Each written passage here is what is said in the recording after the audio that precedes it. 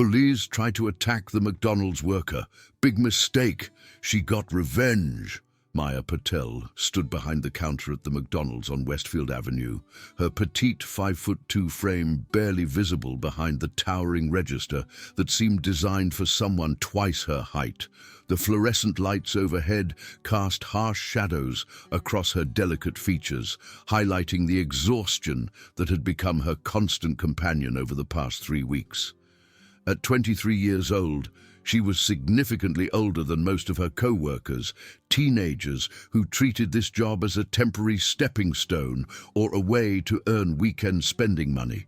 For Maya, this position represented survival, a necessary sacrifice that allowed her to keep a roof over her head while she pursued her true passion in the precious few hours after her shifts ended.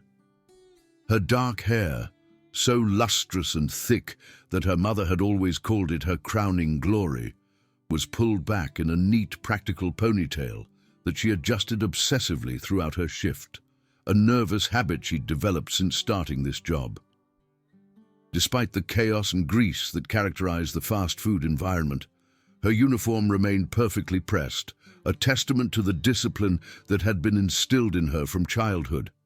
She would wake up 30 minutes early each morning just to ensure her appearance was impeccable, ironing out every wrinkle, ensuring her name tag was perfectly straight. It was a small act of defiance against the chaos, a way of maintaining her dignity in circumstances that seemed designed to strip it away. The restaurant hummed with its usual cacophony of sounds, the sizzle of burgers on the grill, the rhythmic beeping of fryers demanding attention, the constant chatter of orders being called out, and the underlying buzz of customers engaged in conversations. Maya had learned to navigate this sensory assault with practiced ease, her movements efficient and purposeful as she handled each transaction. She had developed a system, a mental choreography that allowed her to manage the register while keeping track of special orders, remembering regular customers' preferences and maintaining the cheerful demeanor that management insisted upon, even when her feet ached and her head pounded from the constant noise. What no one at the restaurant knew, what she had carefully concealed from every single person she'd encountered since arriving in this unfamiliar city, was that beneath Maya's quiet, unassuming exterior lay the heart, soul, and highly trained skills of a 3-time national kickboxing champion. Her small frame was deceptive, every muscle honed through years of rigorous training, every movement potentially explosive with contained power. Back in her hometown of Cincinnati, she had been someone entirely different, someone who commanded respect the moment she walked into a room. She had trained with an intensity that bordered on obsession, waking at 4 in the morning to run 5 miles before the sun rose, spending hours perfecting her form, pushing her body to its absolute limits, and then beyond. The walls of her childhood bedroom had been covered with medals. Trophies lined every available surface, and newspaper clippings documenting her victories were carefully preserved in scrapbooks her mother maintained with pride. She had earned accolades and respect in tournament circuits across the country, facing opponents who initially underestimated her due to her size, only to find themselves on the mat, staring up at the ceiling in bewilderment. Her coach, Master Chen, had often said she possessed a rare combination of technical precision and raw fighting instinct that couldn't be taught, only refined. She had been his star pupil, the one he'd groomed to potentially compete internationally, perhaps even in the Olympics. But here in this sprawling metropolis where she'd arrived with such hope 3 weeks ago, she was nobody. Just another immigrant trying desperately to make ends meet, her slight accent marking her as foreign, different, other. The accent wasn't even strong. She'd been born in America, raised in Ohio, but the way certain words rolled off her tongue, the particular cadence of her speech when she was tired or stressed, marked her as having roots elsewhere. Her grandparents had emigrated from India decades ago, and though Maya was as American as apple pie in many ways, there were those who would never see past her brown skin and dark eyes. She had moved to the city with grand plans, dreams of opening her own martial arts studio, of teaching the discipline and confidence that kickboxing had given her to a new generation. She had saved every penny from her tournament winnings, had a business plan meticulously drafted, had even found the perfect location for her future studio. But the reality of city living had hit hard and fast. The studio space she'd identified required a deposit that would eat through most of her savings, leaving nothing for actual living expenses. The apartment she'd managed to secure, a cramped studio in a building that had seen better days, demanded first month, last month, and security deposit up front. Within days of arriving, her carefully planned budget had evaporated, and she'd found herself walking into this McDonald's, swallowing her pride, and asking for an application. The promise she'd made to her grandfather before leaving home echoed in her mind daily, a mantra that kept her grounded when frustration threatened to overwhelm her. She could still see his weathered face, the concern etched in the deep lines around his eyes as he'd grasped her hands the night before her departure. "Maya, Beta," he had said, using the term of endearment that always made her feel like a child again, safe and protected. America is a land of opportunity, yes, but it can also be harsh to those who are different.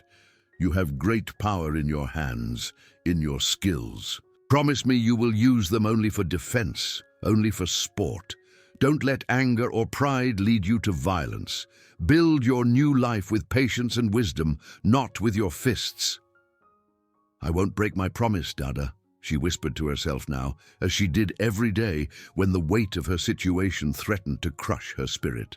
The words were both a comfort and a chain, keeping her tethered to her values, even as they prevented her from defending herself in the way she knew best. She could handle this without fighting. She had to. Her grandfather's health had been declining, and the last thing she wanted was for him to worry about her, to think she'd failed to heed his wisdom. The lunch rush had just ended, leaving the restaurant in that peculiar state of disheveled calm that always followed the noon chaos.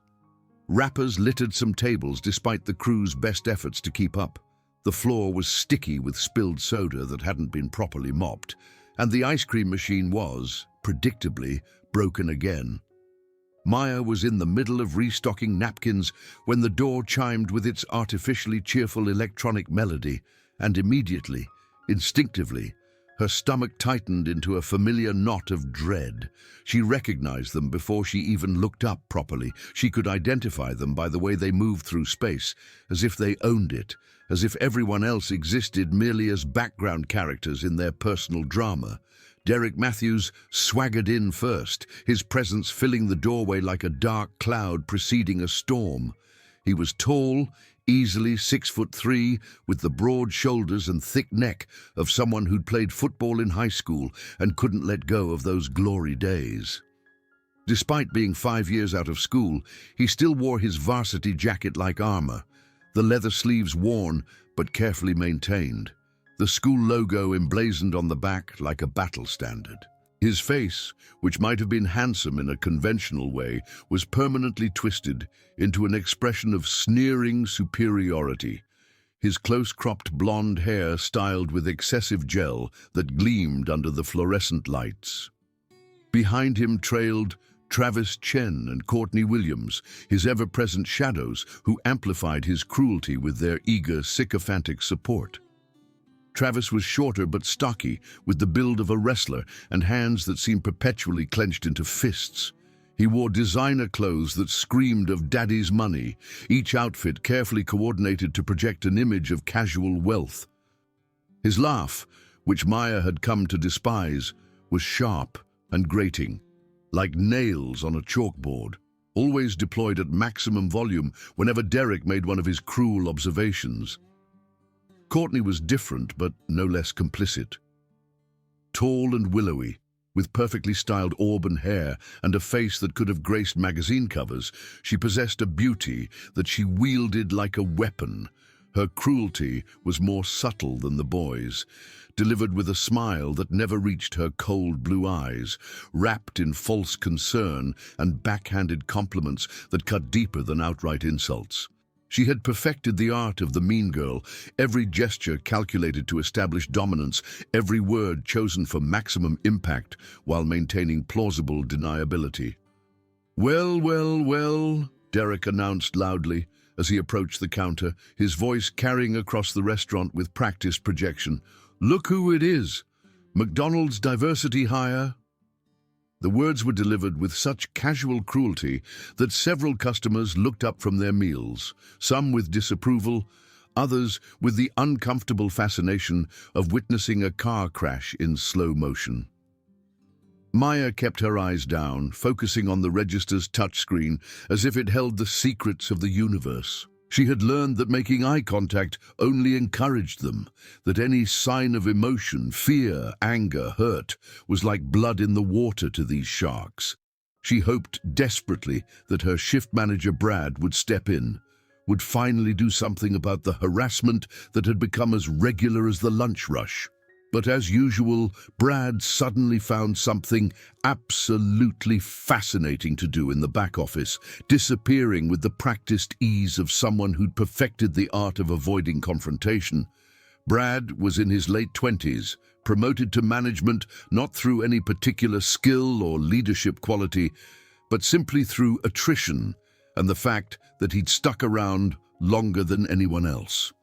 He was tall and lanky, with thinning hair he tried to disguise with an unfortunate comb-over and a perpetual expression of mild panic, as if he was constantly surprised to find himself in charge of anything. Maya had initially thought he might be an ally, someone who would at least enforce basic standards of behavior, but she'd quickly learned that Brad's primary management strategy was to avoid any situation that might require him to make a decision. "Hello, welcome to McDonald's. May I take your order?" Maya asked, her voice steady despite the knot forming in her throat. She had practiced this greeting thousands of times by now, could say it in her sleep, but somehow having to deliver it to Derek always made the words feel like glass in her mouth.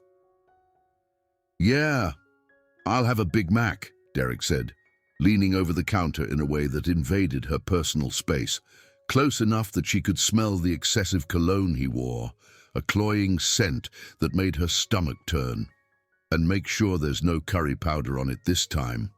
The comment was delivered with a smirk that made his friends erupt in exaggerated laughter, as if he'd just delivered the cleverest joke in comedy history. "We don't use curry powder here," Maya replied quietly, entering his order with fingers that remained steady through sheer force of will. She had explained this dozens of times, but facts had never gotten in the way of Derek's harassment. "Oh, wow, she speaks!" Courtney chimed in, her voice dripping with false sweetness that was somehow worse than outright hostility. "Your English is actually pretty good for a foreigner. Did you take classes before you came here? Or did they teach you at the refugee camp?" The casualness of the cruelty, the way they could so easily reduce her entire existence to a series of stereotypes and assumptions, burned like acid in Maya's chest. She had been born in Cincinnati, had won spelling bees in elementary school, had delivered the valedictorian speech at her high school graduation. Her English was flawless, peppered with Midwestern colloquialisms and the particular rhythm of Ohio speech patterns. But none of that mattered to them. All they saw was brown skin and dark eyes, and that was enough to make her forever foreign in their minds. Maya took their orders methodically, her fingers moving across the register's screen with practiced efficiency. She endured their mimicking of her accent, an accent that became more pronounced in their imitation than it had ever been in reality.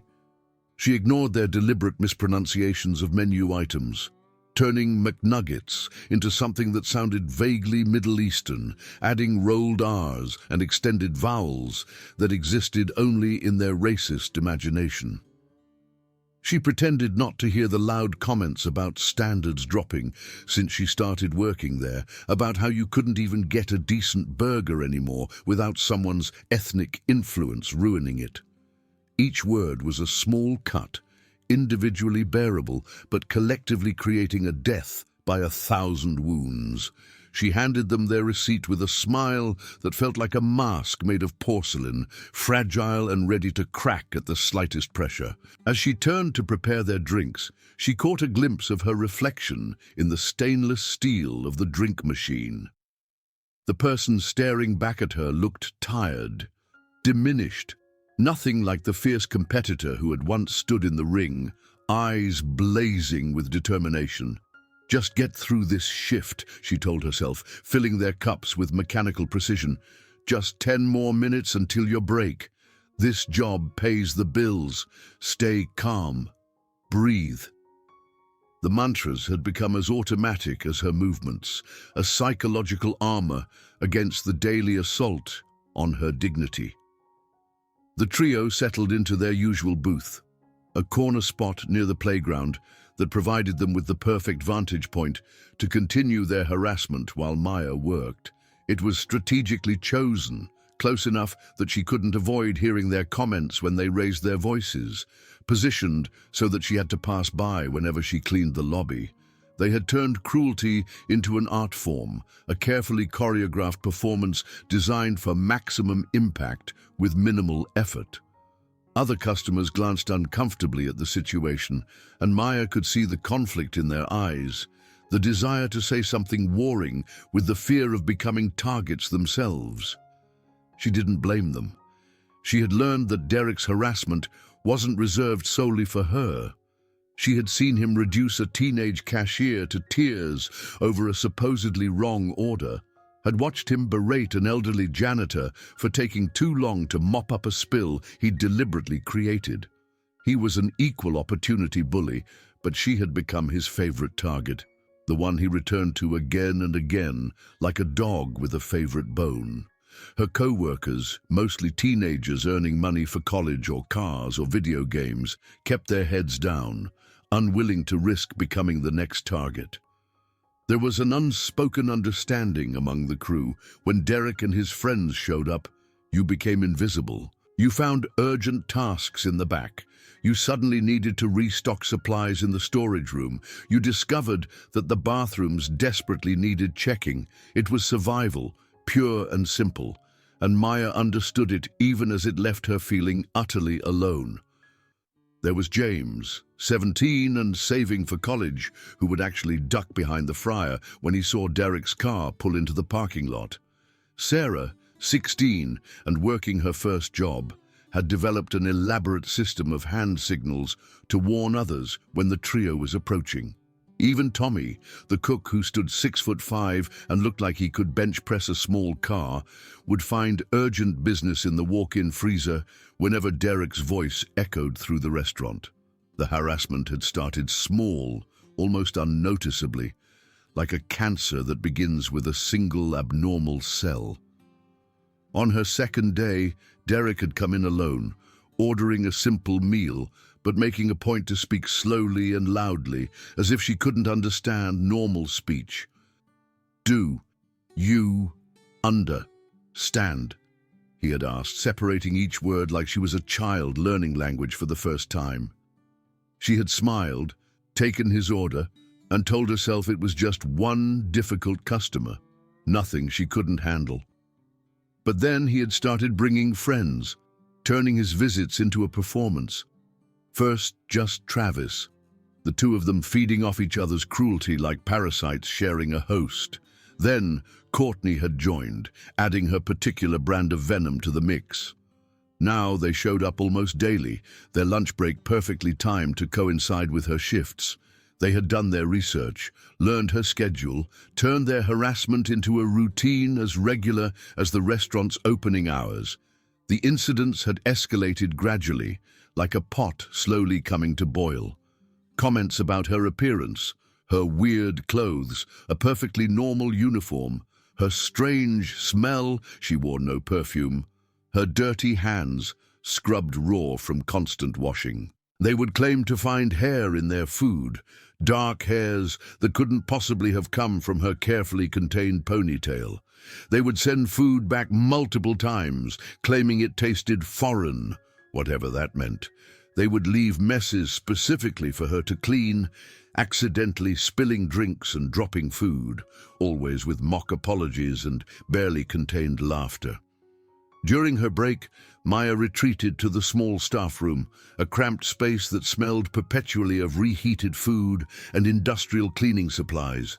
The walls were covered with mandatory posters about safety procedures and employee rights, the latter feeling like a cruel joke given her current situation. She pulled out her phone, needing something, anything, to remind her of who she really was beneath this uniform, beneath the daily humiliation. She scrolled through old photos, each one a window into a different life. There she was, standing proudly with her teammates, trophies held high, medals gleaming around her neck. The woman in those photos stood tall despite her small stature, her eyes bright with confidence and joy.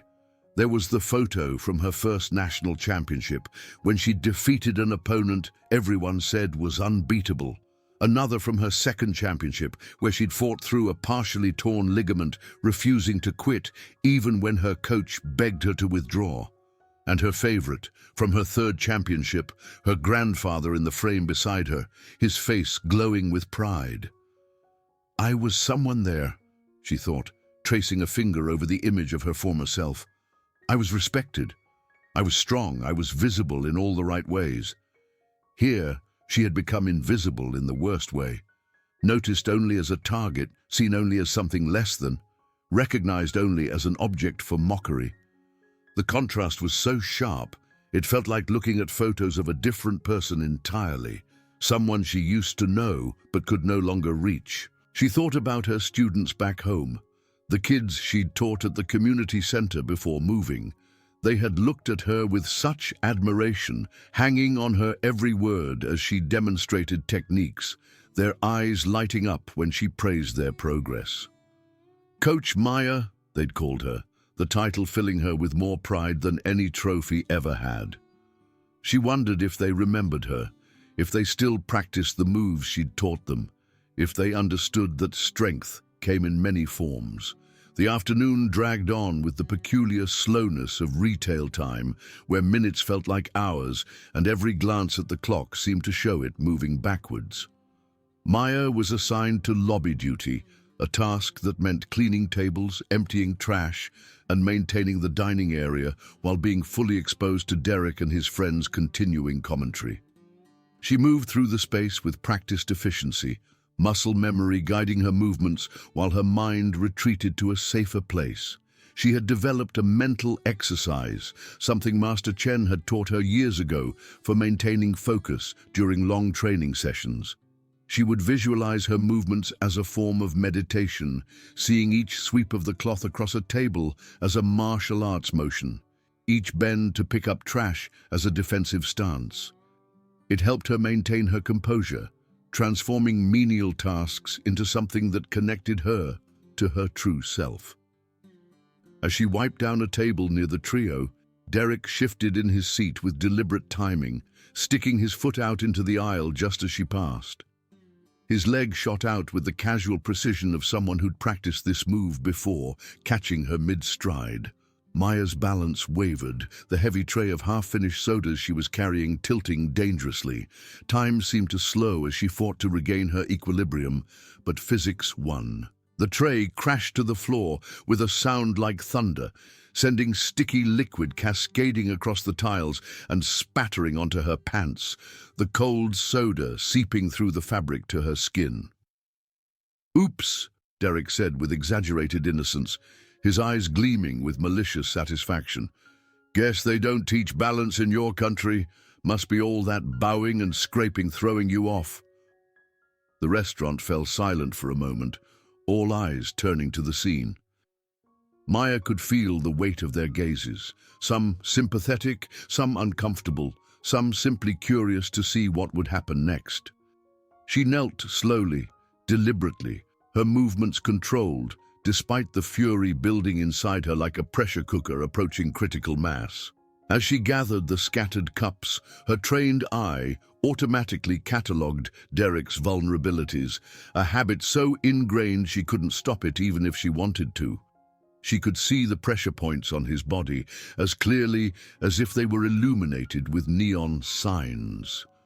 The spot just below his ear, where a precise strike would send him into unconsciousness. The nerve cluster in his shoulder that, if pressed correctly, would leave his entire arm numb for hours. The vulnerable point behind his knee that would drop him instantly if struck with even moderate force. She knew exactly how much pressure it would take to flip his substantial frame over her shoulder, using his own weight against him. She could visualize the sequence of moves that would leave him on the ground, gasping for air, wondering how someone so small had defeated him so thoroughly. But she continued mopping up the spill, her movements deliberate and calm, each breath carefully controlled. Master Chen's voice echoed in her memory. True strength is not in the fist that strikes, but in the fist that could strike and chooses not to.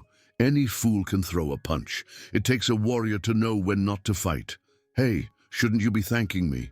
Derek pressed, leaning forward in his seat, enjoying the power dynamic of looking down at her as she cleaned his deliberate mess. I'm giving you the authentic American experience. This is how we welcome immigrants who take our jobs. Consider it cultural education. The words hit harder than any physical blow could have. The casualness of his racism, the way he could so easily dismiss her entire existence, her citizenship, her right to be here, to work, to live with dignity.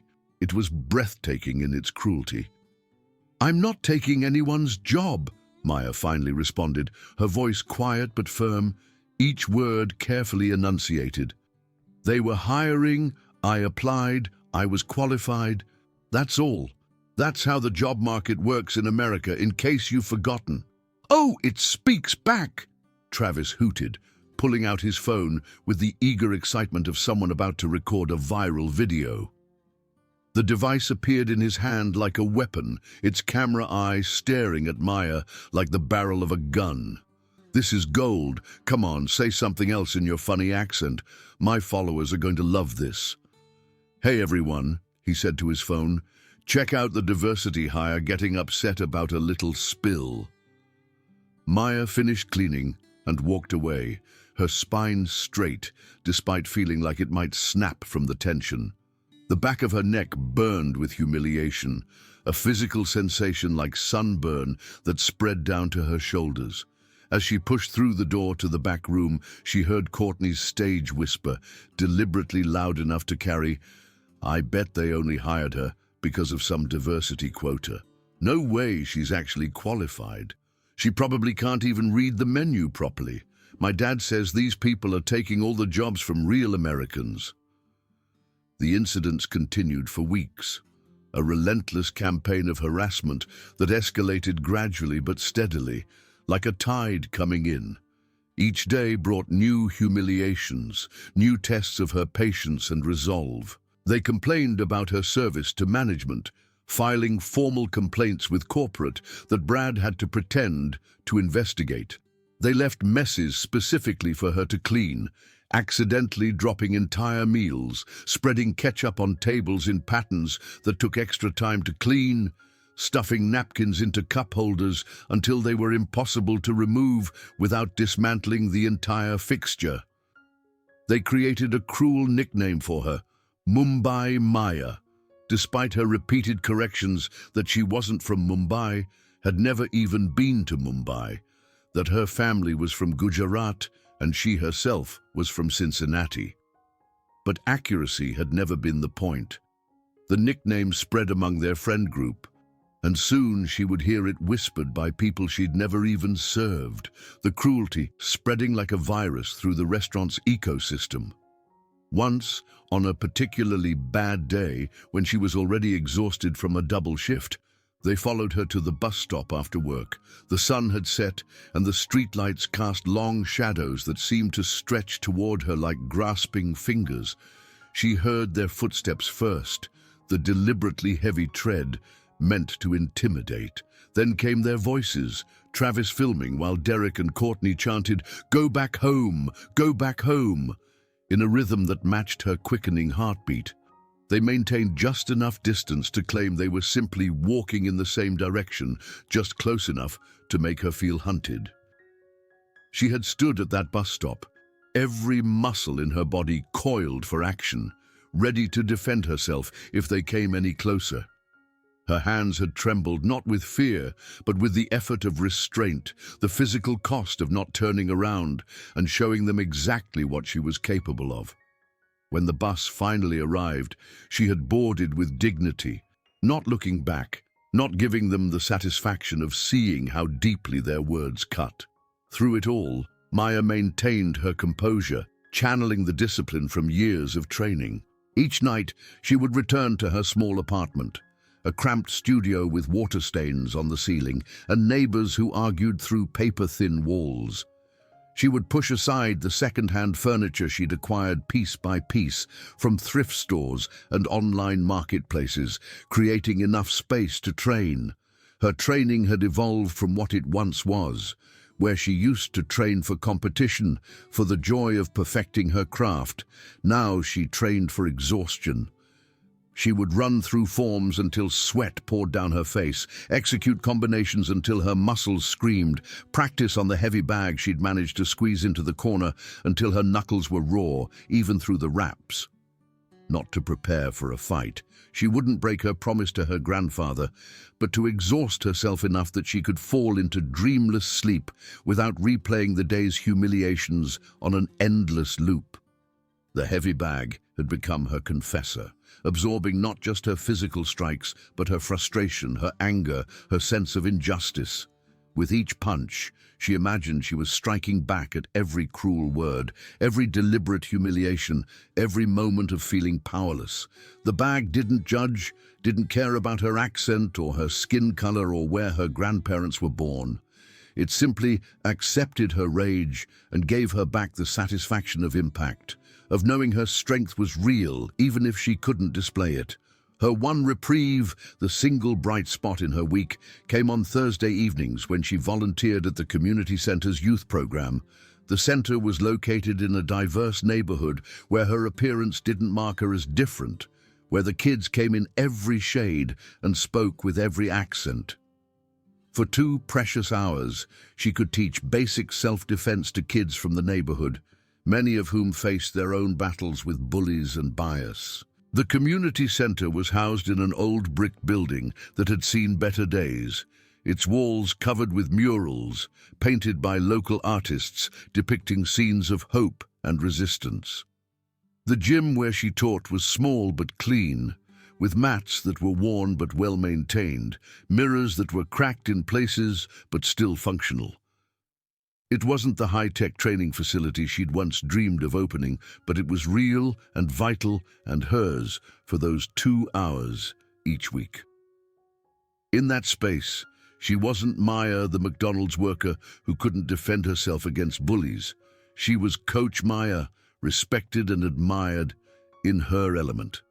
The transformation was immediate and complete the moment she stepped onto those mats. Her voice, so quiet and restrained at work, became clear and commanding. Her movements, constrained and careful in the restaurant, became fluid and powerful. She was herself again, if only briefly.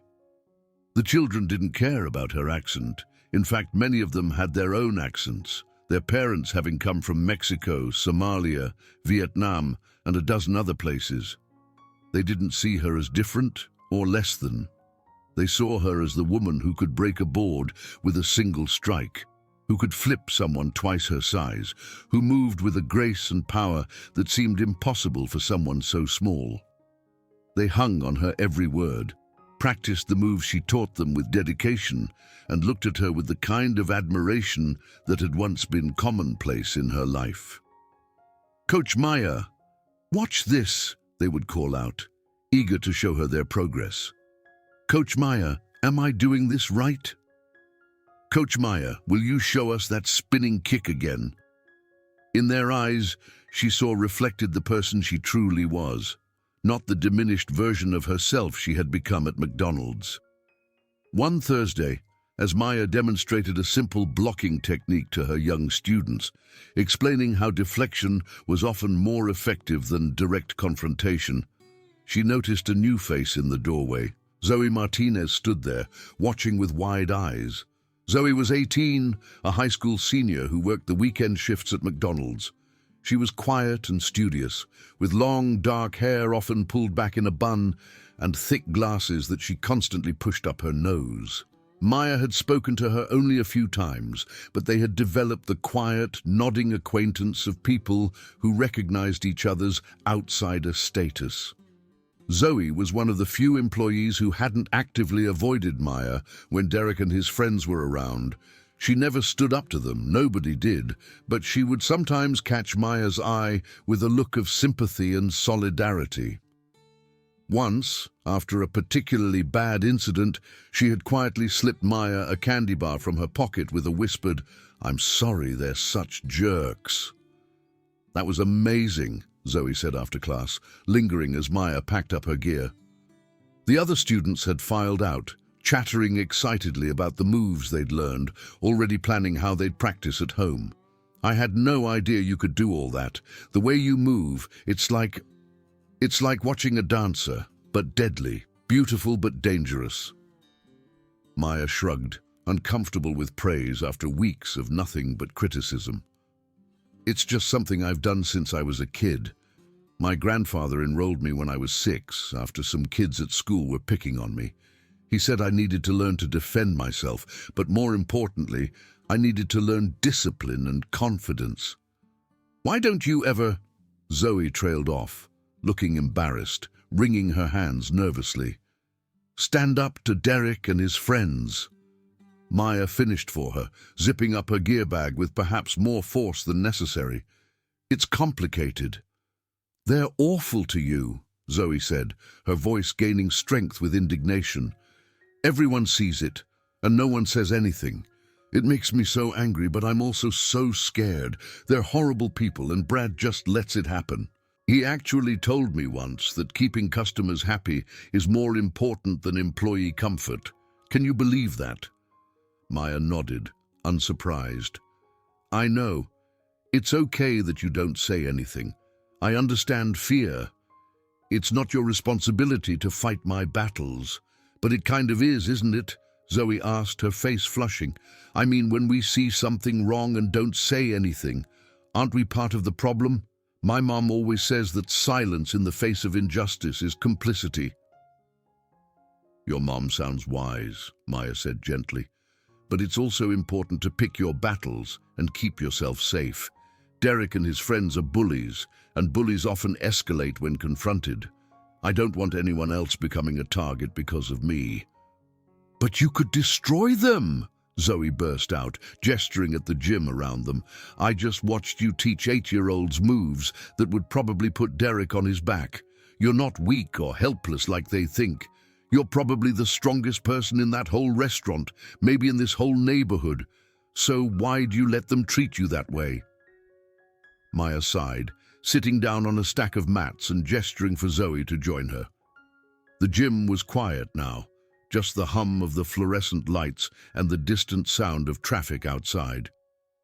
"I made a promise to my grandfather that I wouldn't use my training for anything but defense and competition.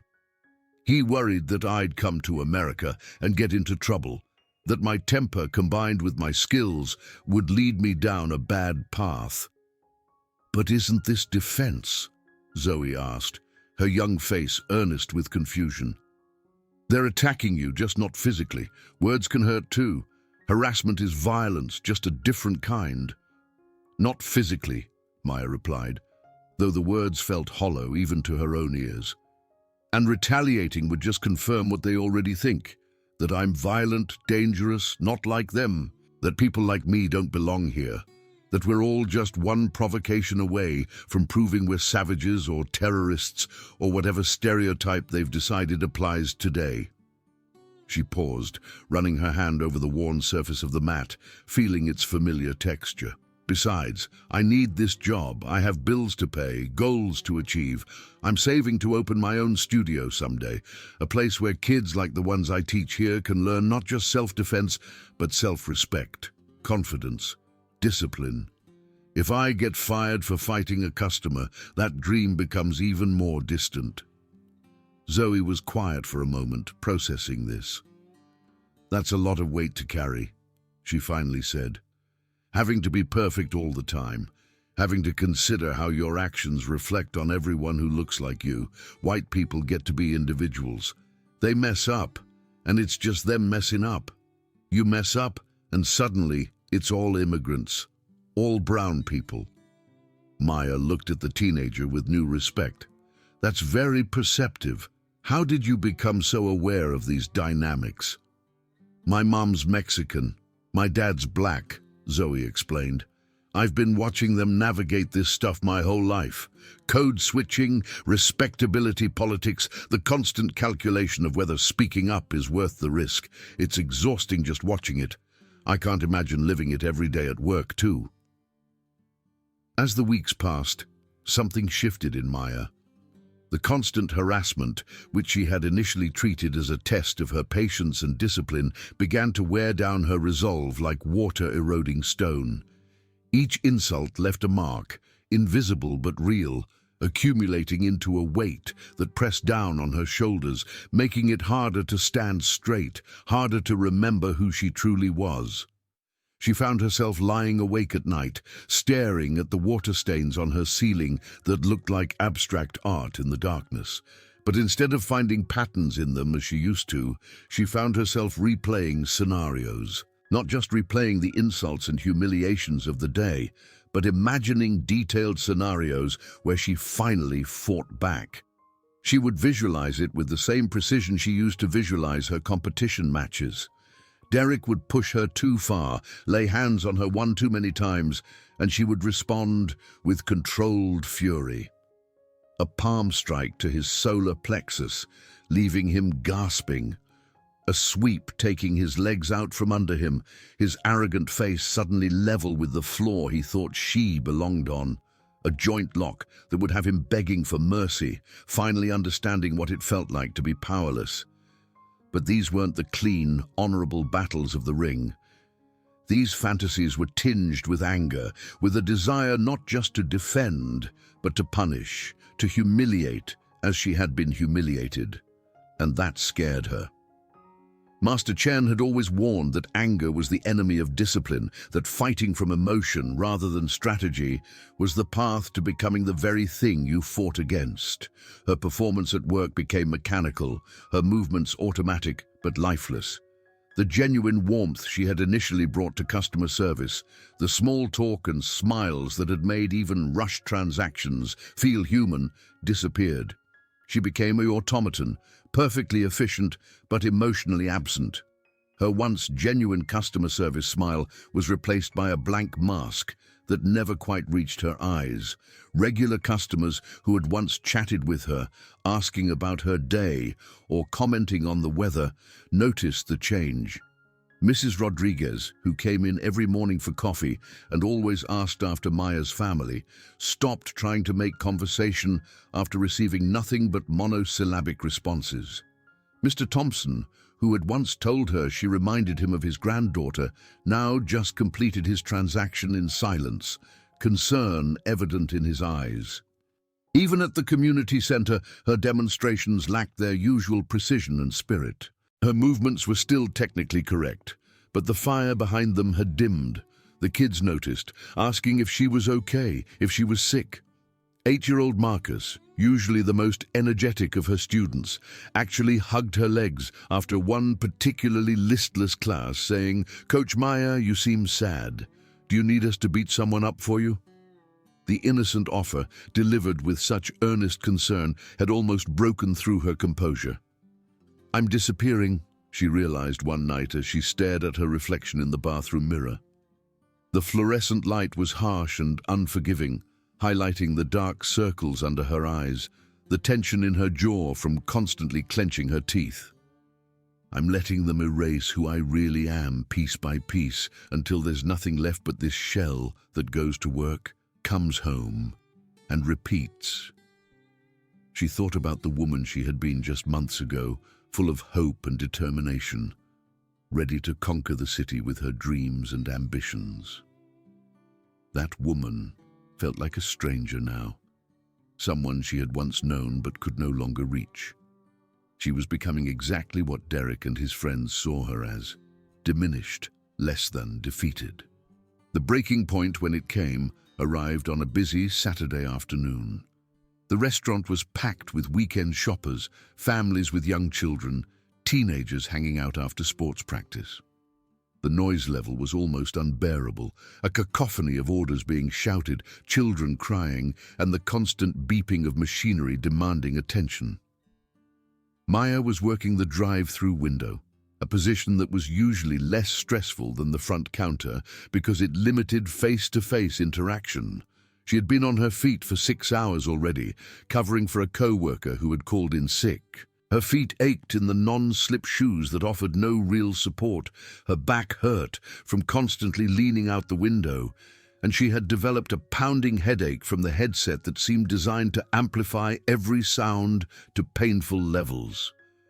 When Derek's distinctive voice came through her headset, ordering a large amount of food with his characteristic slowness, as if she wouldn't understand him otherwise, her stomach clenched with familiar dread.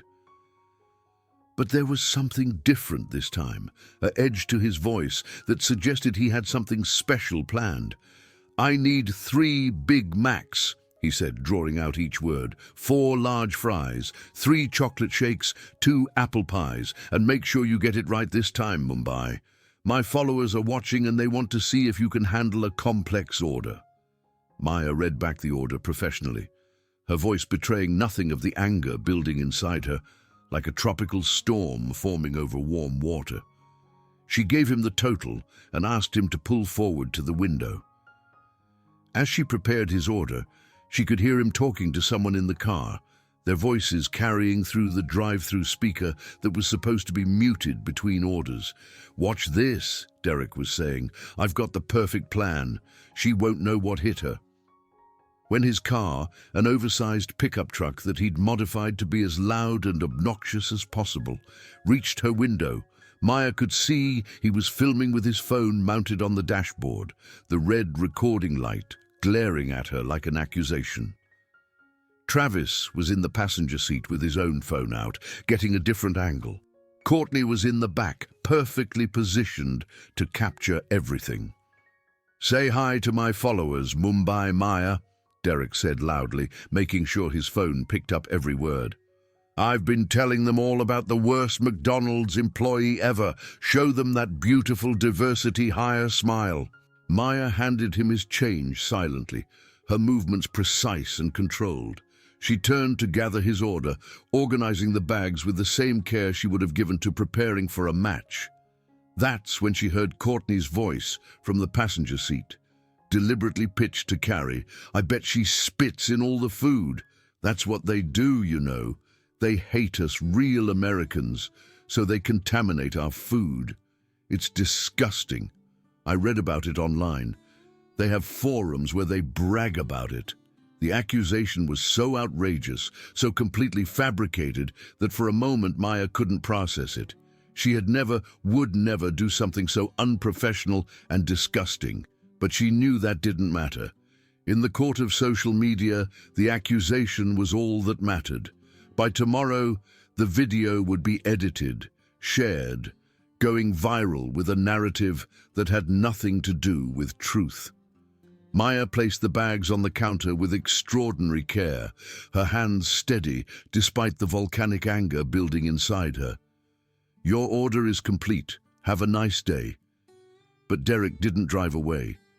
Instead, he reached through the window with calculated precision and deliberately knocked over the large drink carrier she was about to hand him. The cups tumbled in what seemed like slow motion, the lids popping off as they hit the ground, sending a cascade of soda over everything. The sticky liquid drenched Maya from chest to knees, soaked the drive-through station, pooled on the floor, creating an instant safety hazard. The cold liquid was shocking against her skin, but it wasn't the physical discomfort that affected her. It was the calculated nature of it, the fact that he had planned this, had brought his friends to record it, had set it up for maximum humiliation. This wasn't spontaneous cruelty, this was premeditated degradation. "Oops," he said with exaggerated concern, making sure to look directly at his camera. "Maybe if you understood English better, you'd have handled them more carefully. See, this is what happens when you hire people who don't belong here. They can't even handle basic tasks." Something inside Maya didn't snap into rage, but into clarity, like a fog suddenly lifting to reveal a landscape she'd forgotten existed. The months of restraint, of swallowing her pride, of making herself small and unthreatening, fell away like a snake shedding its skin. She looked directly into Derek's phone camera, and for the first time since she'd started working at McDonald's, she was fully, completely herself. Her dark eyes, which had been downcast and avoidant for so long, suddenly sharpened with the focus that had won her 3 national championships. Her posture straightened, her shoulders squared, and despite being covered in soda, despite the indignity of the situation, she radiated a quiet power that made Derek's smirk falter. "I understand perfectly," she said, her voice clear and carrying, each word enunciated with precision. She wasn't just talking to Derek now, she was addressing his followers, the other customers, everyone who had remained silent while she was harassed. "I understand that you are a coward who needs an audience to feel powerful. I understand that you choose targets you believe cannot or will not fight back because you're too insecure to face someone on equal terms." Derek's face went through a series of expressions: surprise, confusion, then anger. Travis lowered his phone slightly, uncertain. Courtney leaned forward, trying to get a better angle. The drive-through had gone completely silent, other cars waiting behind Derek's truck, their occupants craning to see what was happening. Maya continued, her voice gaining strength with each word. "I understand that you mistake my restraint for weakness, my professionalism for submission. I understand that you've never had to develop actual character or strength because you've always been able to punch down without consequences. And I understand English well enough to know that your behavior has nothing to do with my job performance and everything to do with your own deep, crushing inadequacy." "Whatever, Mumbai," Derek snarled, his face reddening as he realized he was losing control of the narrative. "Just get us some new drinks. My name is Maya Patel," she said firmly, her voice carrying the authority of someone who had commanded attention in arenas filled with thousands. "I'm from Cincinnati, Ohio. I was born in this country, at Good Samaritan Hospital if you need specifics. My grandfather served in the U.S. Army. My parents are teachers. I have a bachelor's degree in kinesiology. I speak 3 languages fluently, and English was my first. And I will not get you new drinks after you deliberately spilled these ones. Please leave the drive-through lane," she added, her tone shifting to one of professional finality. "Or what?" Derek challenged, his face now fully red, veins standing out on his neck. "You'll call your manager?" "Go ahead. Brad doesn't care. He never has." "No," Maya replied with perfect calm, the kind that comes from absolute certainty. "I'm asking you politely to leave. If you don't, I'll close this window and call the police to report harassment and assault." "Assault?" Derek sputtered. "You're threatening me now? I never touched you." "Deliberately throwing liquid on someone is assault under state law," Maya informed him, "and you've conveniently recorded yourself doing it. You've also created a safety hazard and disturbed the peace. Now, this is America, as you're so fond of reminding me. I have rights here, including the right not to be assaulted at my place of work." Derek's face contorted with rage. The script had been flipped, and he didn't know how to handle it. He wasn't used to his victims talking back, especially not with such calm authority. He flung his door open and stepped out of his truck, a clear violation of drive-through safety protocols that would give her additional grounds for calling the police. "I want to speak to your manager right now," he bellowed, his voice carrying across the parking lot. Maya closed the window with deliberate calm and reached for the store phone, but Derek began pounding on the glass with his fist, the impacts reverberating through the frame. Customers inside the restaurant turned to stare, many pulling out their own phones to record. Through the window, Maya could see other cars backing up in the drive-through lane, some honking their horns in frustration. Brad finally emerged from his office, looking annoyed at the commotion disrupting his easy afternoon of avoiding responsibility. His shirt was untucked, and there were Cheeto dust fingerprints on his pants. He pushed past Maya with barely concealed irritation and opened the window. "Sir, you need to return to your vehicle and exit the drive-through," he said in a tone that suggested he'd rather be anywhere else. "This employee was rude and threatened me." Derek complained loudly, making sure his phone was still recording. "I want her fired immediately. This is discrimination against paying customers." Brad turned to Maya with a look that communicated she was in trouble, the kind of look that said he would throw her under the bus without a second thought to make this problem go away. "Maya, what did you do this time?" The phrasing was like a match to gasoline. "This time?" Maya echoed, her voice carrying a lifetime of frustration. "This time? I've never done anything except try to do my job while being harassed daily. They've been tormenting me for weeks, and you've done absolutely nothing. You hide in your office, you pretend not to see, you tell me to just ignore it. Well, I'm done ignoring it." "Look," Brad said, already preparing his corporate speak deflection, "customers are always right, especially regular ones. That's company policy. If you can't handle basic customer interactions, maybe this isn't the job for you. We need team players here, people who can go with the flow." Maya felt a strange calm settle over her, like the moment before a match when all the noise fades away and there's just her and the opponent. "You know what? Maybe it isn't the job for me." She untied her apron with deliberate movements, folded it neatly despite being soaked with soda, and placed it on the counter. "I quit." She walked out of the drive-through station and into the main restaurant area just as Derek and his friends entered through the front door. They immediately began loudly recounting their twisted version of events to anyone who would listen, their voices carrying over the ambient noise of the restaurant. "There she is," Derek pointed dramatically, his gesture theatrical and overblown.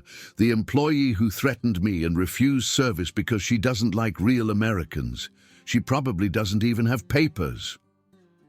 The entire restaurant had gone quiet, the normal bustle replaced by the tense silence of witnesses to confrontation. Customers sat frozen with food halfway to their mouths. Employees stood behind counters, torn between duty and curiosity. Maya saw Zoe behind the front counter, her eyes wide with a mixture of fear and anticipation. "Is that what happened?" Maya asked loudly, her voice carrying the same authority she used when teaching, when commanding attention in a crowded gym. "Or did you deliberately spill drinks on me, film me without consent for your social media harassment campaign, and use racial slurs as you've been doing for weeks?" She stood in the center of the restaurant, and despite being 5'2", despite being covered in soda, despite having just quit her job, she commanded the space. This was the presence that had intimidated opponents before matches, that had made judges take notice the moment she entered the ring. "I don't know what she's talking about," Derek said, addressing the room at large with false bewilderment. "She's clearly unstable, probably on something. You know how these people are." "Then show them the video," Maya challenged, her voice cutting through his performance. "You were filming the entire time. Show everyone what really happened. Show them how you knocked those drinks over deliberately. Show them how you've been calling me Mumbai Maya, even though I've told you repeatedly I'm from Cincinnati. Show them the real footage, not whatever edited version you're planning to post online." Derek's smirk faltered, his phone lowering slightly. I don't have to prove anything to you. An older woman, Mrs. Patterson, a regular who came in every Tuesday and Thursday for senior coffee, suddenly stood up from her booth. Her voice was strong despite her age, carrying the authority of someone who had lived through enough to stop caring what people thought. "I've seen how you treat her," she declared, her weathered finger pointing at Derek like an accusation. "I come here 3 times a week and watch you harass this poor girl every single time. You and your nasty friends, thinking you're so clever with your comments and your phones. It's disgraceful. You should be ashamed of yourselves." "Mind your own business, lady," Travis snapped, but his voice lacked its usual confidence. Another customer, Mr. Chen, no relation to Master Chen, a middle-aged businessman in an expensive suit who often grabbed lunch between meetings, joined in. "I've seen it too. Always the same 3, picking on the staff, making everyone uncomfortable. Real brave, aren't you? 3 against 1. And you picked the smallest person here. What's next? You going to go beat up some kids at the playground?"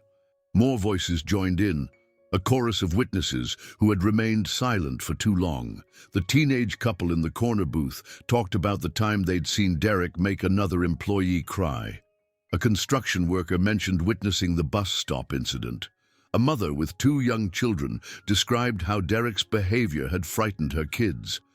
Derek's face darkened as he lost control of the narrative. Whatever.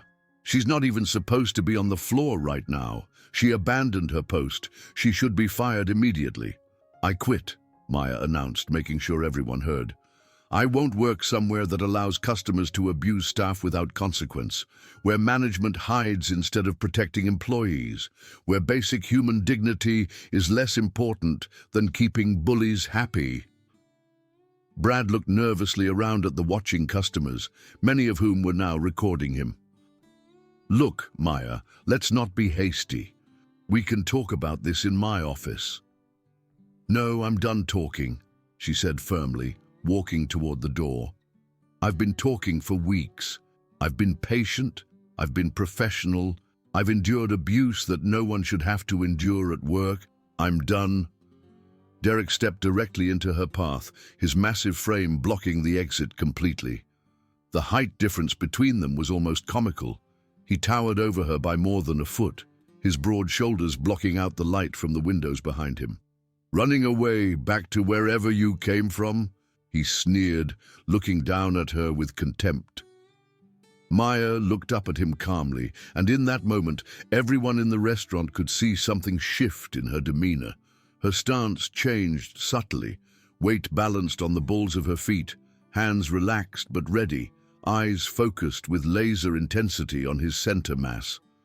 It was the stance of someone who knew exactly what they were capable of.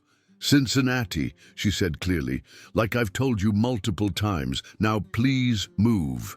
"Make me," he said, the words dripping with confidence born from size advantage and a lifetime of getting his way through intimidation. The restaurant went completely silent. Even the ambient machinery seemed to pause. Maya was acutely aware of every person watching, of the children in the play area, of the phones recording from multiple angles. This was the moment she had avoided for months, the confrontation she had done everything to prevent. "I don't want to fight you," she said clearly, making sure everyone heard. "I just want to leave. This doesn't have to escalate." "You're not going anywhere until you apologize," Derek insisted, reaching out to give her shoulder what he probably thought was a small shove, but which carried enough force to knock most people off balance. The physical contact was like flipping a switch. Maya's body reacted before her mind could second-guess. Years of training overriding months of restraint. Her stance shifted properly, weight distributed perfectly, hands coming up in a guard position that was both defensive and ready to strike. Every person watching could see the transformation from service worker to warrior. "Don't touch me again," she warned, her voice carrying absolute authority. "That's your only warning." Derek laughed, the sound ugly and mocking. "What are you going to do about it, Mumbai? You going to curry punch me?" He reached out to push her again, harder this time, his hand moving toward her shoulder with clear intent. What happened next occurred so fast that later, even watching the various phone recordings, people had to slow them down to understand the sequence of events. Maya moved with the fluid grace of water flowing around a rock. She didn't meet his force with force. Instead, she redirected his extended arm, using his own momentum against him. Her small hand caught his wrist, her other hand pressed against his elbow, and with a movement that looked almost like a dance, she pulled him off balance while stepping aside. Derek stumbled forward, his own weight and momentum carrying him past her. He caught himself, surprised but quickly regaining his footing, and spun around with rage in his eyes. "You touched me," he said incredulously, as if she had violated some fundamental rule of the universe where she was supposed to remain forever passive. "I redirected your assault," Maya corrected calmly. "There's a difference. Now, for the last time, please let me pass." Travis stepped up beside Derek, trying to salvage the situation. "You saw that, right?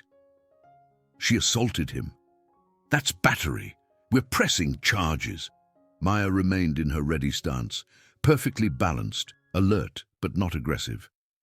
"I defended myself after he put his hands on me twice. There are approximately 30 witnesses and at least a dozen cameras recording. I used minimal force to redirect his attack. Now I'm leaving." Derek lunged forward, this time trying to grab her arm with serious intent. He moved with the confidence of someone who had been in plenty of shoving matches, who relied on size and strength to overwhelm opponents. But Maya wasn't playing by his rules. She moved with stunning efficiency, her training taking over completely. She caught his reaching arm, and in one fluid motion, she controlled his movement completely. Using a technique she had practiced thousands of times, she locked his arm and transitioned smoothly, turning his body away from her while securing his arm behind his back in a standard compliance hold. The movement was so smooth, so practiced, that it looked choreographed. She applied just enough pressure to immobilize without causing actual pain, though the potential for pain was clearly communicated through the position. Derek found himself facing away from her, his arm controlled, unable to move without risking injury. "I don't want to hurt you," she said quietly. Her voice meant just for him, though, in the silence of the restaurant, everyone could hear. "But I will defend myself to whatever degree necessary.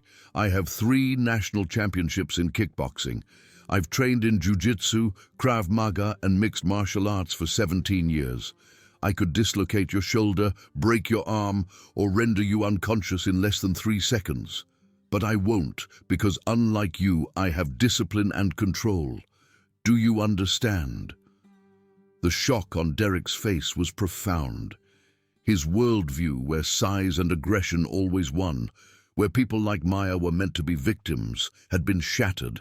For the first time in possibly his entire life, he was completely helpless, controlled by someone he had dismissed as weak and inferior. Travis made a move toward them, his fists clenching, but Maya shifted slightly, adjusting her stance to show she was aware of him without releasing Derek. The message was clear. She could handle them both, if necessary. "Don't," she advised simply. "Your friend is unharmed. If you escalate this, that might change." The entire restaurant watched in stunned silence as this small woman confidently controlled a man nearly twice her size. There was no excessive force, no anger in her movements, only practiced precision and absolute confidence. She was demonstrating the difference between violence and control, between aggression and defense. "Let him go!" Courtney demanded shrilly, her voice cracking with disbelief. "You can't do this. This is assault. This is self-defense," a new voice said calmly. Everyone turned to see Officer Daniels standing in the doorway. He was a regular customer who often came in during Maya's shifts for coffee and a burger, a veteran cop with gray at his temples and the easy authority of someone who had seen everything. He had apparently entered during the confrontation, and his trained eye had taken in the entire scene. "Officer, she attacked me," Derek started, his voice muffled by his position. Officer Daniels held up a hand. "Save it, son. I watched the whole thing from the parking lot, and at least half the people in here are recording. You assaulted her twice before she defended herself, and she used textbook minimal force.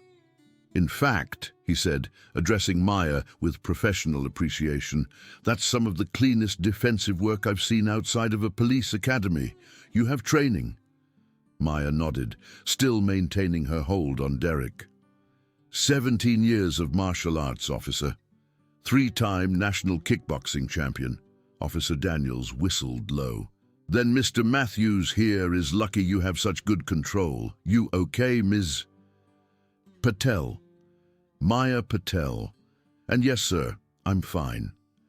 "You want to press charges for assault?" Officer Daniels asked her. "Between the physical assault and what sounds like weeks of harassment, you'd have a strong case." Maya considered for a moment, then looked at Derek, who was now visibly nervous, sweat beading on his forehead. "No," she said after a moment. "I think we're done here. I just want to leave peacefully." The officer nodded approvingly. "Smart. Less paperwork for everyone, and Mr. Matthews here learns a valuable lesson about keeping his hands to himself." He turned his attention to Derek and his friends. "You three, however, are trespassing if management wants you gone, which I'm guessing they do after that display." Brad, suddenly finding his backbone when backed by police presence, stepped forward. "Yes, they're banned from the restaurant. All 3 of them." Officer Daniels gestured toward the door. "Then it's time for you to leave. Now, and Ms. Patel is going to release you, and you're going to walk out that door without another word. If you so much as look at her wrong, we're going to have a different conversation down at the station. Understood?" "Yes," Derek mumbled, all his bravado gone. Maya released him immediately and stepped back, maintaining her ready stance just in case. Derek rubbed his arm, looking at her with a mixture of shock, anger, humiliation, and something that might have been respect. He had been defeated not through superior size or strength, but through superior skill and discipline, and the lesson was clearly difficult to process. As Derek and his friends slunk toward the exit, escorted by Officer Daniels, the restaurant erupted in spontaneous applause.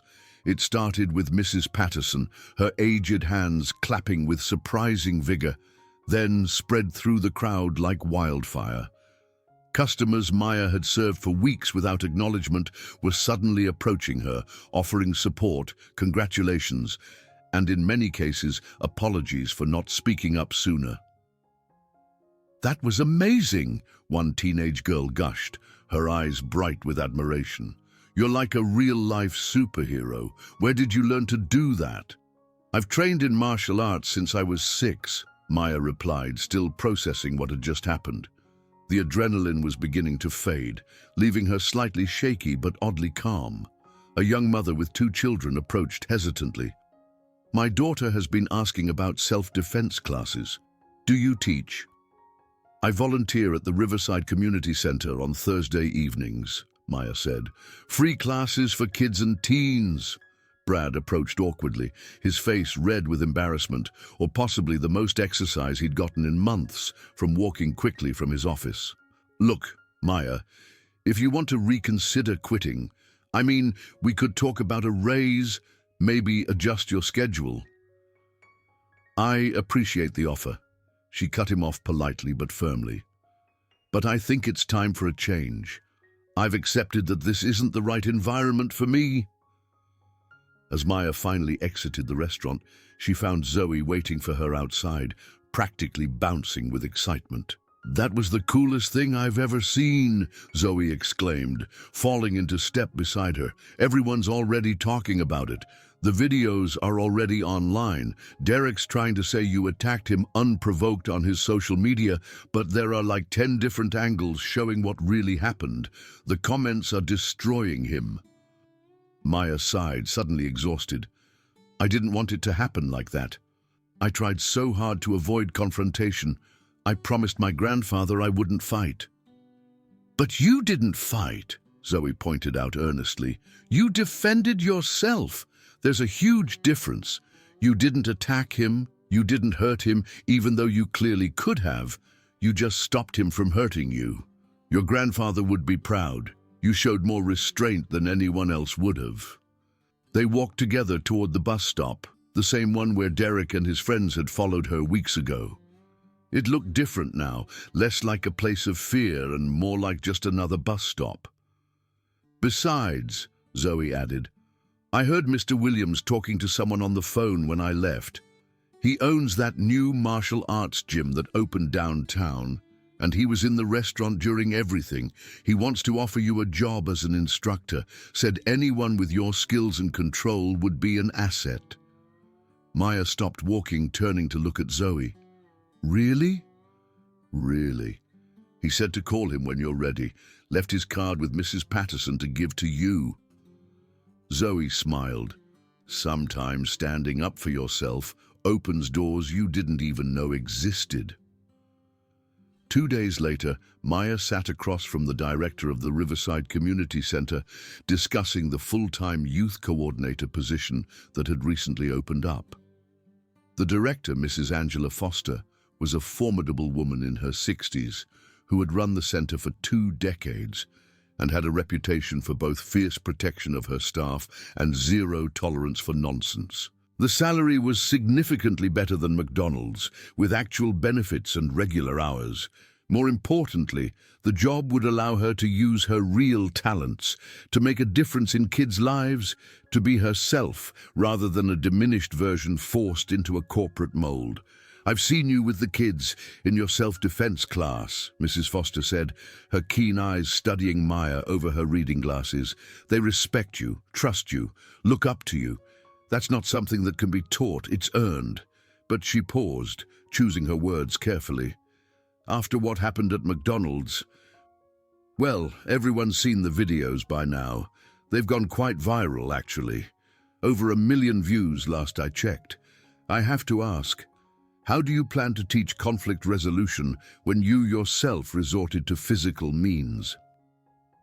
Maya met her gaze steadily, having expected this question. "With respect, Mrs. Foster, I would teach them exactly what I demonstrated. I used words first, repeatedly. I tried to walk away, multiple times. I warned clearly when physical boundaries were crossed. I used minimal force only when physically assaulted, and I didn't escalate beyond what was necessary to ensure my safety.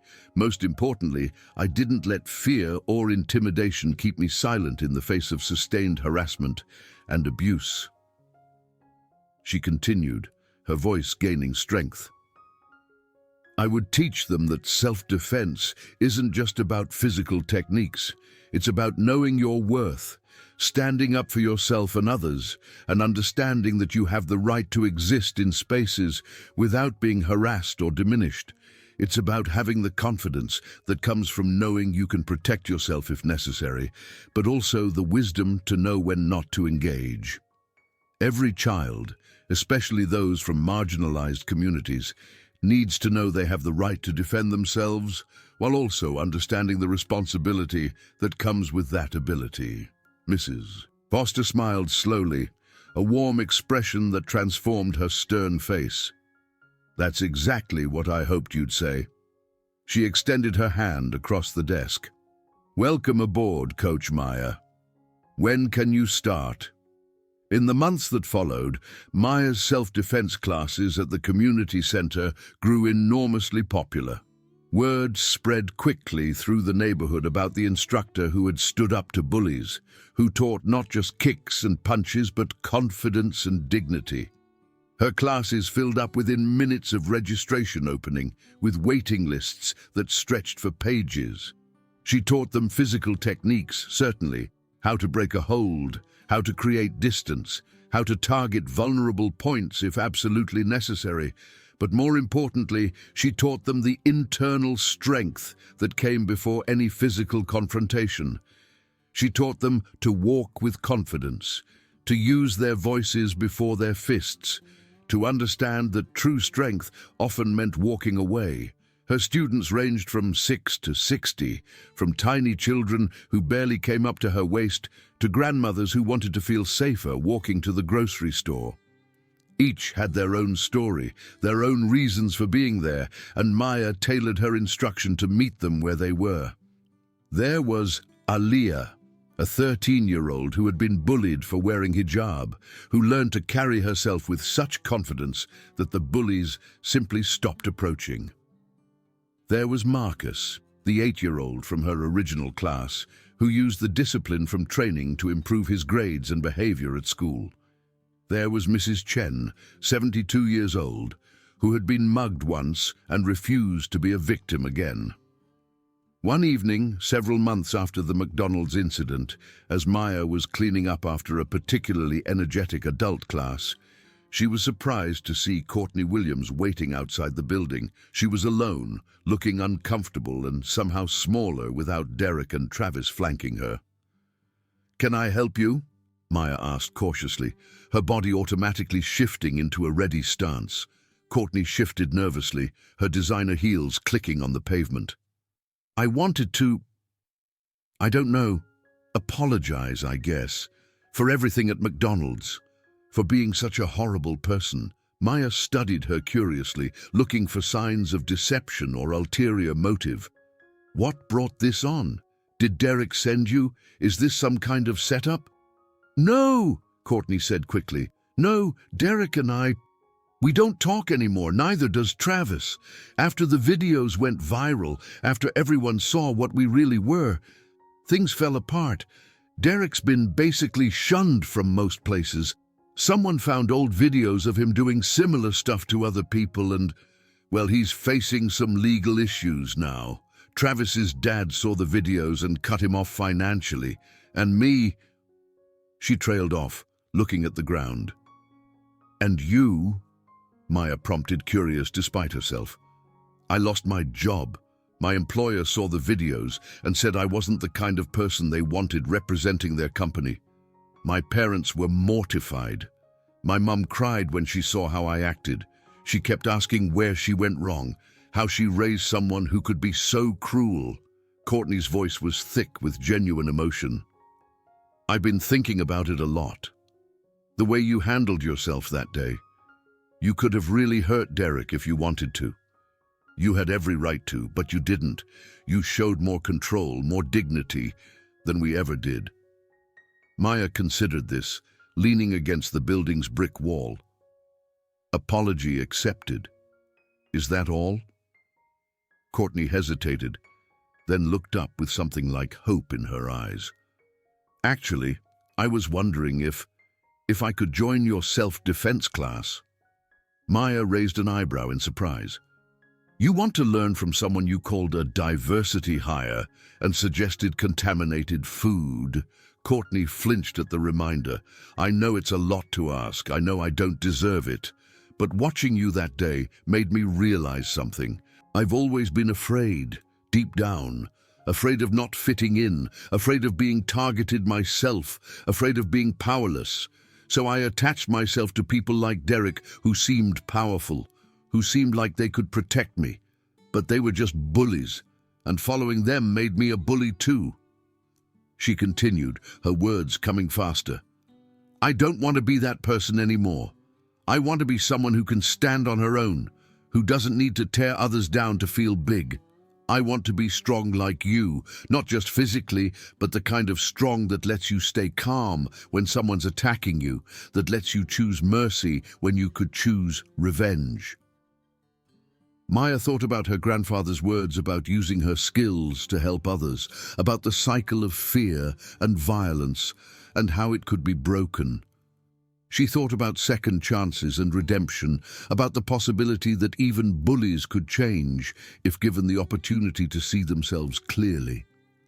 "Class starts at 6 on Tuesdays and Thursdays," she said finally. "Beginners are on Thursdays. Don't be late and come prepared to work. This isn't a casual fitness class, it's serious training." Courtney's eyes widened in surprise. "Really? Just like that? After everything I did?" "Everyone deserves a second chance," Maya said simply. and everyone deserves to feel safe and strong, even former bullies. But understand this. In my class, everyone is equal. Your designer clothes won't matter. Your social status won't matter. All that matters is your willingness to learn and your respect for others. Can you handle that? Yes, Courtney said firmly. I can. I will. Thank you. Thank you so much. As Courtney walked away, Maya reflected on how much had changed since that day at McDonald's. She had gone from hiding her strength to teaching others to find theirs. The confrontation that she had tried so hard to avoid had become the catalyst for a completely new life, one where she could be herself fully and completely. She now taught full-time at the community center during the day and at Mr. Williams' martial arts gym in the evenings. She was saving money again, getting closer to her dream of opening her own studio. But more than that, she had found her voice again, her confidence, her sense of self that had been slowly eroded by months of harassment. The video of the incident had indeed gone viral, but not in the way Derek had intended. Instead of showing a violent immigrant attacking a customer, it had become a symbol of standing up to bullies, of self-defense done right, of maintaining dignity in the face of harassment. She had received messages from people all over the world, sharing their own stories of workplace harassment, thanking her for showing them that it was possible to stand up for yourself without becoming the aggressor. Several news outlets had reached out for interviews, and while Maya had declined most of them, she had agreed to speak to a few, using the platform to talk about workplace harassment, the importance of bystander intervention, and the difference between violence and self-defense. She had become, somewhat reluctantly, a voice for others who had been silenced. One evening, while teaching her advanced class, Maya noticed a familiar face among the students. Brad, her former manager, was struggling through basic moves in the back row, red-faced and sweating but determined. After class, he approached her sheepishly. "I wanted to apologize," he said, unable to meet her eyes. "I was a coward. I should have stood up for you, for all my employees. I let fear of confrontation make me complicit in harassment. I'm sorry. Apology accepted," Maya said simply. "What brought you here?" "After you quit, after the videos went viral, corporate came down hard. The restaurant was investigated, I was demoted, and they brought in a new manager who actually enforces policies. But more than that, I realized I had let my fear of confrontation control my life. I figured if you could stand up to Derek after months of harassment, the least I could do was learn to stand up for what's right." Maya nodded. "Standing up for others starts with being able to stand up for yourself. Keep training. You'll get there." As her students filed out, chatting excitedly about the techniques they'd learned, Maya's phone buzzed with a video call. It was her grandfather calling for their weekly check-in. His face appeared on the screen, older and more frail than she remembered, but his eyes were bright with pride. "Maya Beta," he said warmly. "I saw the news, the video, everything." Maya's heart sank. "Dada, I'm sorry. I know I promised not to fight, but—" "You didn't fight," he interrupted gently. "You defended. There is no shame in defending yourself or your dignity. I have never been more proud of you. But you said—" "I said not to use your skills for violence or from anger. You used them for defense, with control and restraint. You showed mercy when you could have shown vengeance. You embodied everything martial arts should be. Strength guided by wisdom, power tempered by compassion. This is exactly what I hoped you would become." Maya felt tears prick at her eyes. "Thank you, Dada. That means everything to me." "Now," he said, his tone becoming lighter, "tell me about this community center. I heard you're teaching many students now?" As Maya told him about her classes, her students, the lives she was touching, and the confidence she was building in others, she realized that the confrontation at McDonald's hadn't defined her. Her response to it had. She hadn't broken her promise to her grandfather. She had fulfilled it in a way she never expected. She had used her skills not for violence, but for justice. Not for aggression, but for defense. Not to harm, but to heal. Both herself and others who had been made to feel small. She had transformed a moment of confrontation into a movement of empowerment. Later that night, as Maya locked up the community center after her last class, she found a group of her teenage students still lingering outside, practicing the moves she'd taught them under the streetlights. They moved with growing confidence, their forms improving with each repetition, their faces bright with determination. "Coach Maya," one of them called out, "check out this combination you showed us." She watched as they demonstrated the moves, offering corrections and encouragement. These kids, many of whom had come to her classes shy and afraid, now walked taller, spoke louder, took up space in the world without apology. They had learned that strength wasn't about size or aggression, but about knowing your worth and refusing to let anyone diminish it. As she finally headed home, walking through streets that had once felt hostile but now felt like her territory, Maya thought about the journey that had brought her here. From champion to service worker to teacher, from silence to speech, from invisible to undeniable. It hadn't been the path she'd planned, but it had led her exactly where she needed to be. Her phone buzzed with a text from one of her adult students. "Thanks to your classes, I finally asked for that raise at work, and when they said no, I had the confidence to find a better job. You didn't just teach me to defend my body, you taught me to defend my worth." Maya smiled, thinking of all the similar messages she'd received over the months. This was her true victory, not the moment she'd subdued Derek, but every moment since when someone who'd felt powerless discovered their own strength. A year later, Maya stood in front of a building with a freshly painted sign, Patel's Martial Arts and Self-Defense Academy.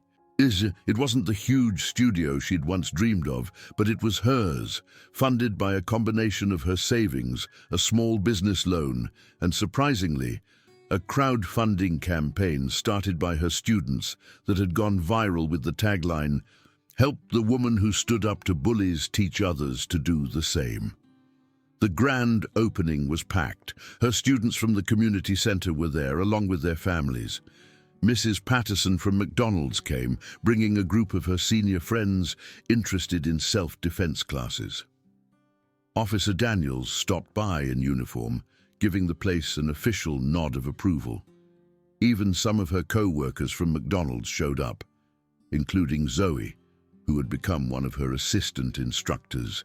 As Maya cut the ribbon, surrounded by people whose lives she'd touched and who had touched hers in return, she thought about that day at McDonald's when she'd felt so small, so diminished, so invisible.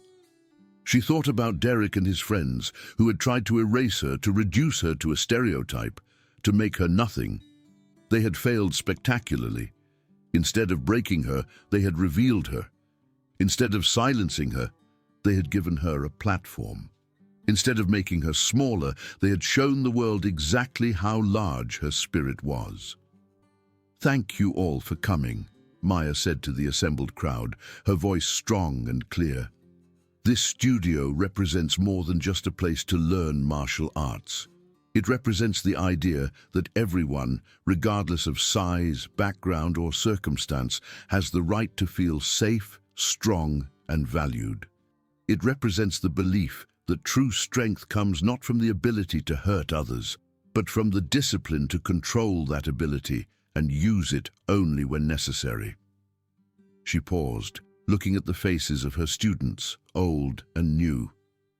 "Each of you who walks through these doors will learn to defend yourselves, yes, but more importantly, you'll learn to stand tall, to use your voice, to take up space in the world without apology. You'll learn that respect is not given based on size or strength, but earned through character and discipline." The crowd applauded, and as Maya looked around at her studio, Mirrors lining the walls, quality mats covering the floors, equipment she'd chosen carefully. She felt a sense of completion, not an ending, but an arrival at a beginning she'd fought hard to reach. Courtney, who had become one of her most dedicated students over the past year, approached with a gift. "From all of us at the Thursday class," she said, handing Maya a framed photo. It was a picture from the McDonald's security camera, the moment Maya had stood in the center of the restaurant, covered in soda but standing tall, facing down her bullies. Someone had added text at the bottom, "The moment everything changed." "We wanted you to remember," Courtney explained, "that sometimes the worst moments in our lives become the catalysts for the best things that follow." Maya hung the picture in her office, a reminder not of the harassment she'd endured, but of the strength she'd found. It served as a powerful symbol for every student who came to her feeling powerless. If she could transform from that bullied fast food worker to the confident instructor teaching them, they too could transform their lives. As the months passed, the studio thrived. Maya developed programs for different groups: self-defense for seniors, anti-bullying workshops for schools, confidence building for teenagers, and specialized training for survivors of assault. She partnered with local organizations, offering free classes to those who couldn't afford them, ensuring that self-defense wasn't a privilege, but a right. Derek Matthews, she heard through the grapevine, had faced consequences beyond just being banned from McDonald's. The viral videos had led to him losing his job, facing several lawsuits from other people he'd harassed over the years, and generally becoming a pariah in the community. She felt no satisfaction in his downfall. It was simply the natural consequence of his actions finally catching up with him. One day, almost 2 years after the incident, Maya received an unexpected letter. It was from Derek, forwarded through her studio's business address. She almost threw it away unread, but curiosity won. "Ms. Patel," it began, "I don't expect forgiveness or even a response. I just needed to say that I was wrong. Completely, utterly wrong. I've spent the last 2 years in therapy, trying to understand why I acted the way I did, why I felt the need to hurt others to feel powerful.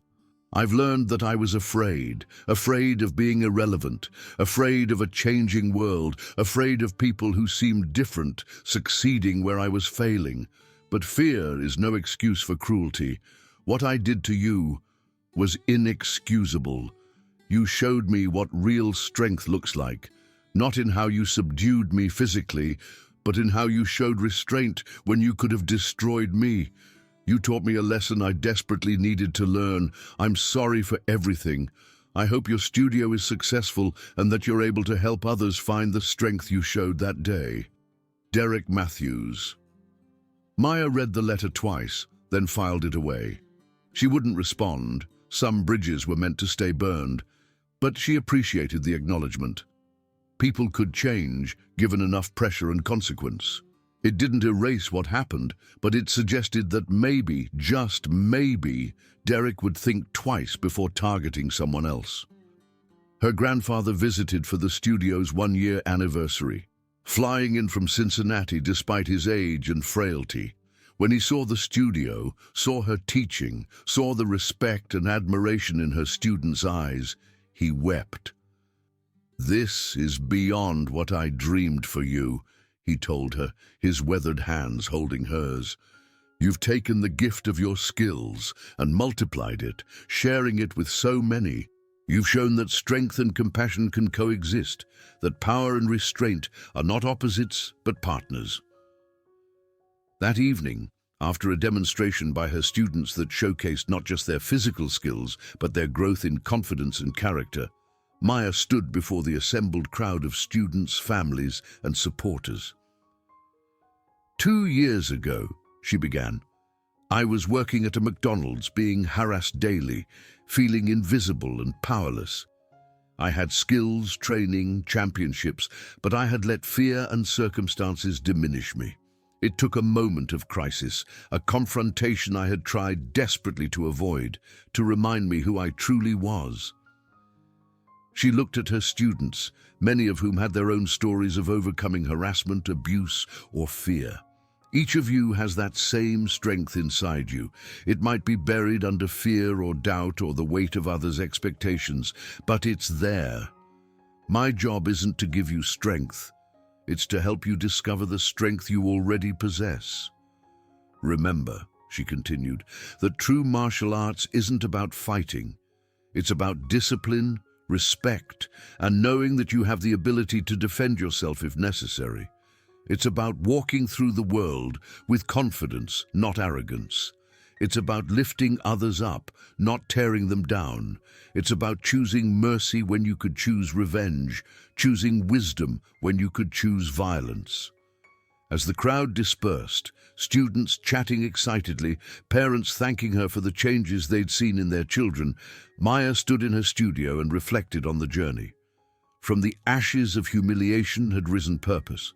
From the depths of feeling powerless had come the ability to empower others. The girl who had once stood behind a McDonald's counter, enduring harassment in silence, had become a woman who stood in front of classes, teaching others to never be silent in the face of injustice. The woman who had made herself small to avoid confrontation had become someone who showed others how to take up their rightful space in the world. As she turned off the lights and locked up her studio, Maya smiled. Tomorrow would bring new students, new challenges, new opportunities to transform lives.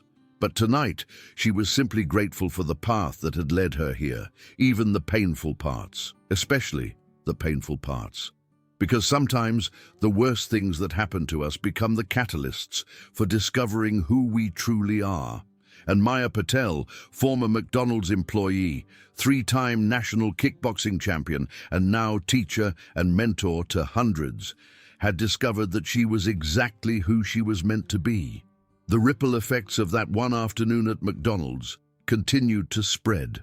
Maya's story had become a teaching case in business schools about workplace harassment and the cost of management's failure to protect employees. Law enforcement agencies invited her to speak about de-escalation and appropriate use of force. Women's shelters asked her to run workshops for survivors of abuse. But the most meaningful impacts were the small, personal ones. The teenage girl who had been planning to drop out of school but decided to stay after gaining confidence in Maya's class. The elderly man who had been afraid to leave his house after being mugged but now walked proudly through his neighborhood. The young boy who had been bullied for his small size but learned that strength came in many forms. Each success story, each transformation, each student who walked a little taller after training with her was a repudiation of everything Derek and his friends had tried to do to her. They had tried to make her nothing. Instead, she had become everything she was meant to be and had helped others do the same. 5 years after the McDonald's incident, Maya's studio had expanded to 3 locations. She had hired other instructors, all carefully chosen, not just for their skills, but for their character and teaching ability. She had written a book about her experience and her philosophy of self-defense that became a bestseller. She had been invited to speak at conferences and universities around the country, but she still taught regular classes, still worked directly with students, still remembered what it felt like to be powerless and used that memory to connect with others feeling the same way. She never forgot that her strength came not from her trophies or achievements, but from her ability to transform pain into purpose, harassment into heroism, victimhood into victory. Standing in her original studio one evening, watching a new group of beginners nervously attempt their first kicks, Maya thought about the journey that had brought her here. Every insult Derek had hurled, every moment of humiliation, every time she had bitten her tongue and swallowed her pride, it had all led to this moment, these students, this purpose. Remember, she told the nervous beginners, everyone starts somewhere. Every expert was once a beginner. Every champion was once someone who fell down and got back up. Your journey isn't about becoming someone else. It's about revealing who you've always been inside. As she demonstrated a basic stance, she caught a glimpse of herself in the mirror. The woman looking back was no longer the diminished service worker who had hidden behind a McDonald's counter. She was Coach Maya Sensei Patel, the woman who had stood up to bullies and taught others to do the same. She was finally and fully herself, and that was the greatest victory of all. The story of Maya Patel serves as a reminder that strength isn't measured in size or volume, but in the courage to stand up for yourself and others. That dignity isn't something others can take from you. It's something you carry within yourself, even in the darkest moments. That sometimes, the very experiences meant to break us become the foundations upon which we build our greatest achievements. Every person who walks into a McDonald's or any workplace deserves to be treated with respect. Every individual, regardless of their background, accent, or appearance, has the right to exist in public spaces without harassment. And everyone, no matter how small or seemingly powerless, has the potential for great strength when pushed to defend their dignity. Maya's transformation from victim to victor, from silence to strength, from invisible to inspirational, reminds us that we all have the power to stand up, speak out, and refuse to be diminished. Sometimes it takes a moment of crisis to reveal our true strength, but that strength was always there, waiting for the moment when we would finally say, enough. In the end, the bullies who had tried to make Maya small had instead made her larger than life. They had tried to erase her, but had instead written her story in bold letters. They had tried to silence her, but had instead given her a voice that reached thousands. And in every student she taught, in every life she touched, in every person who learned to stand a little taller because of her example, Maya's victory multiplied. The ripples from that one afternoon at McDonald's continued to spread, creating waves of change, empowerment, and strength that would last for generations. Because true strength isn't about the ability to hurt others, it's about the ability to lift them up. And Maya Patel, once a quiet cashier at McDonald's, had lifted up more people than Derek and his friends could ever hope to tear down. That was her revenge, that was her triumph, that was her truth.